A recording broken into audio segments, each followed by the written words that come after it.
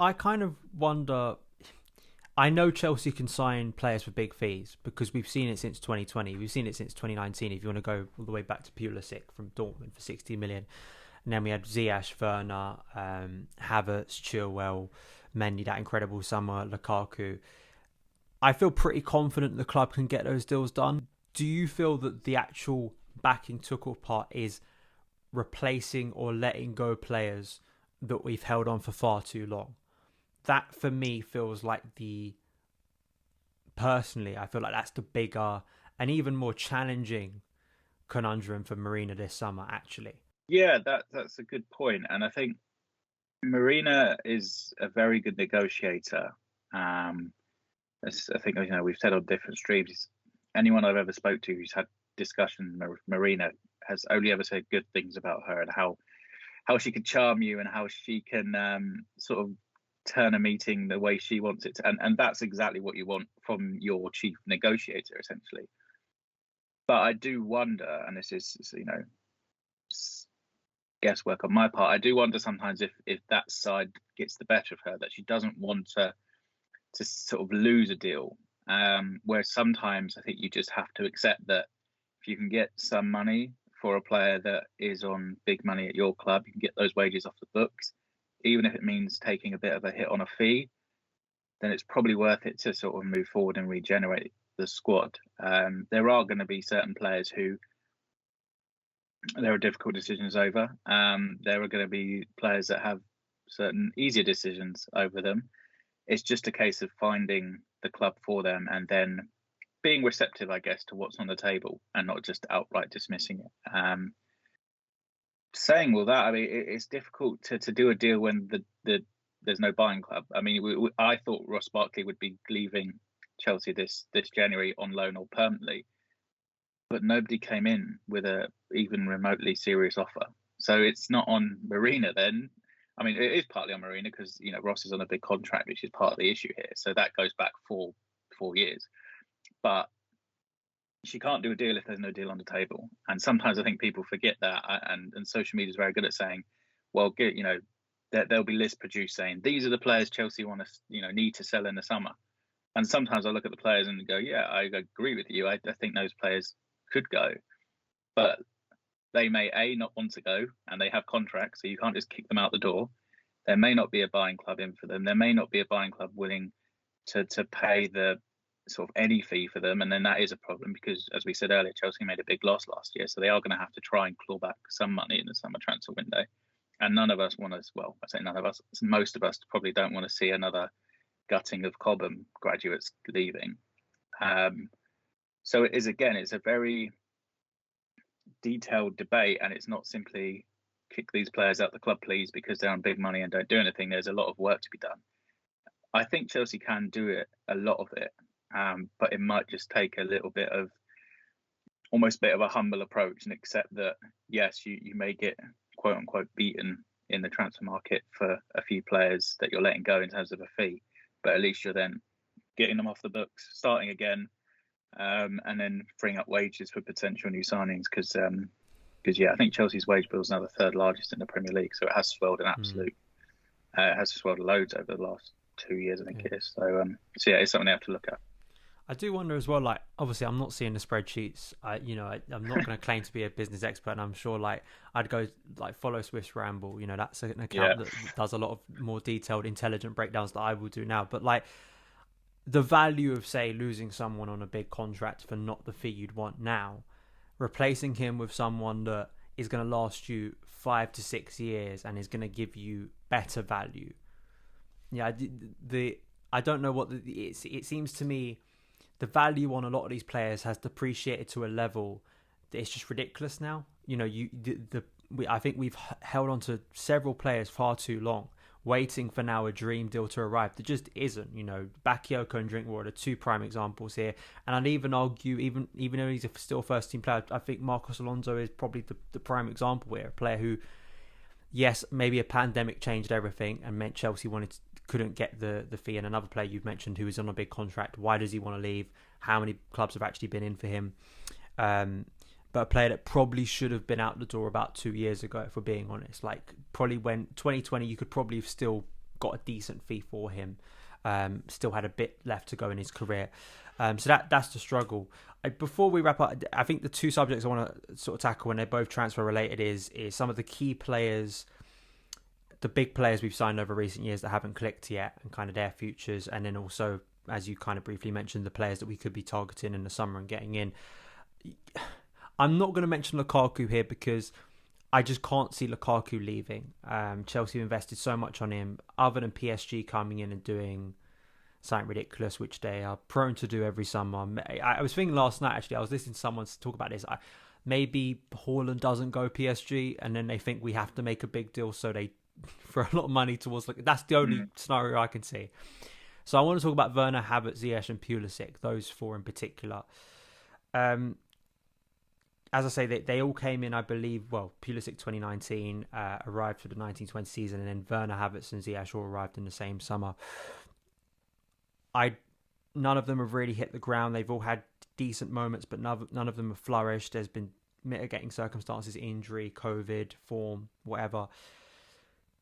How confident are you out of those four that I've mentioned? How many do you think will be here next season? Or at least, how many do you think still have the opportunity to have a massive career at Chelsea? So I think Havertz stays just because of how much money Chelsea did invest in him. And he is, I think, still 22. So there's a lot of work for him to do. I think we can all look at it and go, yes, we get Kai. He's this languid sort of, but yet hard-working guy. He's very technically gifted. He's very smart with his movement.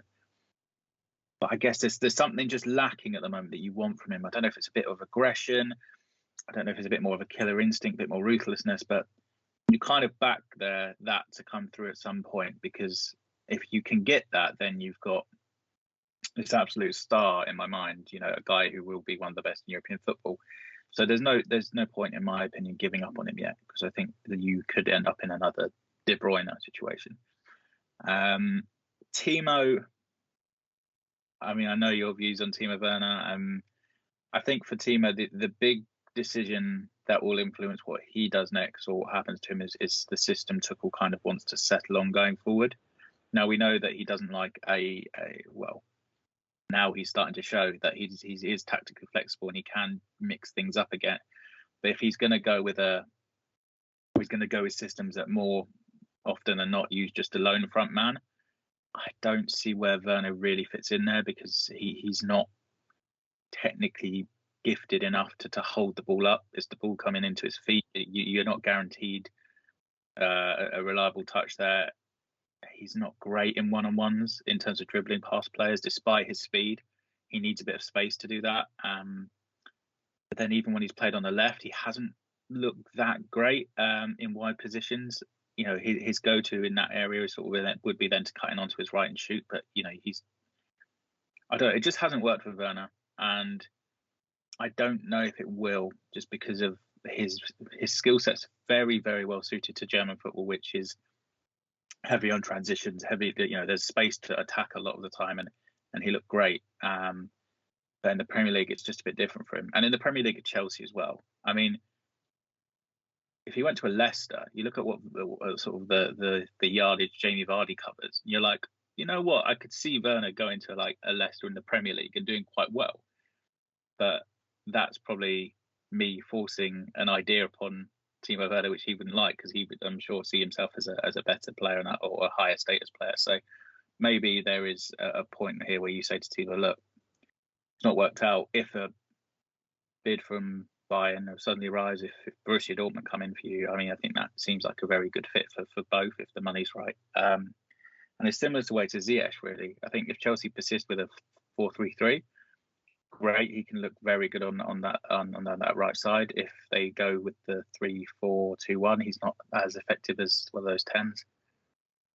Not really sure where maybe in a 4-4-2 you could get something out of him, but even then, I think you'd be crowbarring him a little bit. So again, I think his future will be very much defined by what Tuchel wants to do going forward. And he's 28, 29 now, so he won't want another year, I suspect, of sort of being in and out the side, which is understandable. So maybe that is one that happens. And was the last one Pulisic?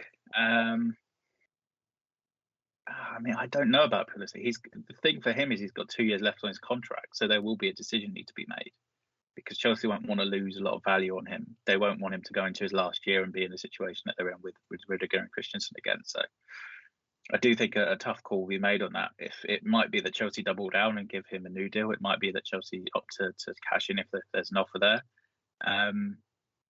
But it's a tough one with Pulisic because I think there is a real player inside of him. His penalty box instinct, which I think you saw, he scored again for the US last night. It's finished. Like, is it? He has a great instinct in the box, which isn't always hard to find from. Is sometimes quite hard to find from a wide player to have that. And it's in my mind, I was like, this guy can go where, and if it all clicks for him, he's going to be a very, very, very good player. But maybe he needs to get out and feel like the Christian Pulisic he is for the USA when he is the guy, he's the star, and having that responsibility brings out the best of him. I don't know if he can have that at Chelsea because of the way the club is. You're not, and Tuchel said, we don't build a team to suit one guy. You know, we're a team of 11, so maybe the environment at Chelsea isn't as effective for him as it would be somewhere else. I'm just going to throw in as well, I think Callum's also got 2 years left on his deal at Chelsea in the summer. So then there's, again, a very similar conversation that will need to be had over him because he's only 21. He's shown some flashes of what he can be.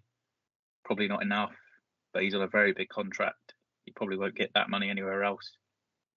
But then Chelsea maybe won't be willing to offer him that money again. So then where do you go with Callum? Especially as Tuchel, this was the season, I guess, to let him go on loan and have a real year, but Tuchel didn't want that. So yeah, Chelsea probably been a little bit pushed into a bit of a harder corner on Callum going forward, I think. On those, maybe not obviously Ziyech because his situation with Morocco is obviously not good at the moment. But you say Pulisic and Werner, especially, two players that have, you know, it's a World Cup year now. Obviously, it's a different type of World Cup this year, but it's those players will want to feature at that tournament for their nations. I feel like Pulisic's going to play for the US because he's he's arguably their most talented player. He's going to play for even when he's not playing at Chelsea, he starts for the US or he plays a big part. I'm not quite sure that his situation at Chelsea is going to radically define what happens for the US. It's more Werner. I mean, Werner is not playing really at the moment. I don't think he didn't feature at all against Spurs, and he's very much been on the fringes. And you know, this is a guy who is in danger of not even matching his goal tally for last year. Which was 6, I think. So, you know, big decisions, as you said, and they kind of span more than just the 4 players I mentioned. It's sort of the 3 ones that you could see leaving. In terms of transfer, you can only make one signing this summer, which is not the situation we want to be in. We want to make more than one signing, obviously, but just in terms of your own feeling that this is the guy we have to sign this summer. This is the one player who you think would really transform Thomas Tuchel's system going into next year. I don't want to sit on the fence but it is dependent on what happens elsewhere, I guess, in my head. Like, if you lose Rudiger, Christensen and Aspi, you need another centre-back in. So then Koundé jumps to the top of your list and you're like, yeah, this is the guy we need because we need another centre-back.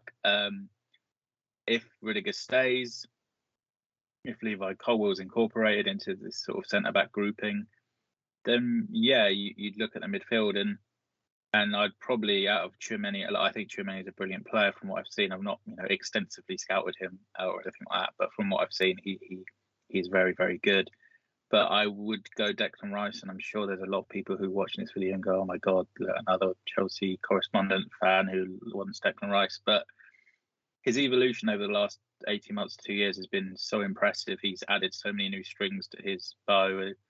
He is a leader, which is something that Chelsea would, I'm sure, benefit from, having his sort of, look, you watch any video when he's away with England, he's such a unifying presence almost. He's a guy who seems to flip between every sort of group in that England dressing room. Such a positive sort of a mentality to everything.